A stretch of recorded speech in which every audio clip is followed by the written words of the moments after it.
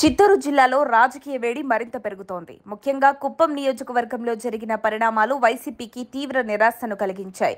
అధికారంలో ఉన్నప్పుడు ఇక్కడ పెద్ద ఎత్తున యాక్టివ్గా పనిచేసిన నేతలు ఇప్పుడు మౌనంగా ఉండిపోవడం చర్చనీయాంశంగా మారింది. గతంలో చంద్రబాబు నాయుడుకి ఎదురుగా ఎలాగైనా విజయం సాధించాలని ప్రతిజ్ఞ చేసిన మాజీ మంత్రి పెద్దిరెడ్డి రామచంద్రారెడ్డి తాజాగా జరిగిన మున్సిపల్ చైర్మన్ ఎన్నికల్లో మాత్రం నిశ్శబ్దంగా ఉన్నారు.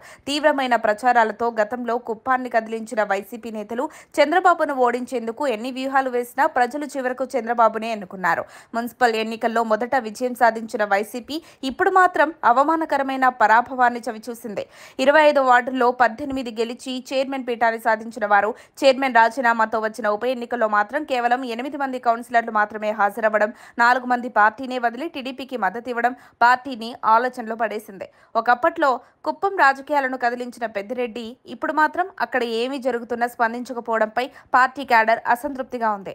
మిమ్మల్ని నమ్మి మేం పనిచేశాం, ఇప్పుడు మాకేం సంబంధం లేదన్నట్లుగా వ్యవహరించడం ఏంటి అని నేతలు ప్రశ్నిస్తున్నారు. టీడీపీ నేతలు కూడా పెద్దిరెడ్డిపై బహిరంగంగానే విమర్శలు గుప్పిస్తున్నారు. పుంగనూరు కంటే ఎక్కువగా కుప్పంలో తిరిగిన పెద్దిరెడ్డి ఇప్పుడు ఈ వైపు రావడానికి భయపడుతున్నారు అనే వ్యాఖ్యలు వైరల్ అయ్యాయి. పెద్దిరెడ్డి గైర్హాజరుపై 2 వాదనలు వినిపిస్తున్నాయి. ఒకటి, ఆయనపై కేసుల భయం ఉండవచ్చన్నది. 2, ఆయన వ్యూహాత్మకంగా మౌనంగా ఉన్నారన్నది.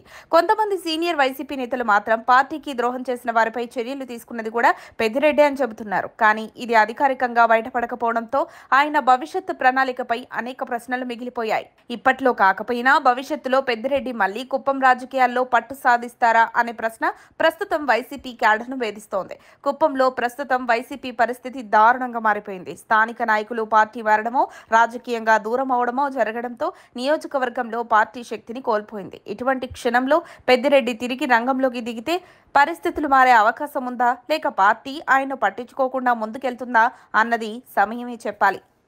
మరిన్ని అప్డేట్స్ కోసం మా కాయ్ టీవీని సబ్స్క్రైబ్ చేసుకోండి. మా వీడియో కనుక మీకు నచ్చినట్లయితే లైక్ చేయండి, షేర్ చేయండి. మీ విలువైన అభిప్రాయాలను కామెంట్ బాక్స్లో తెలియజేయండి.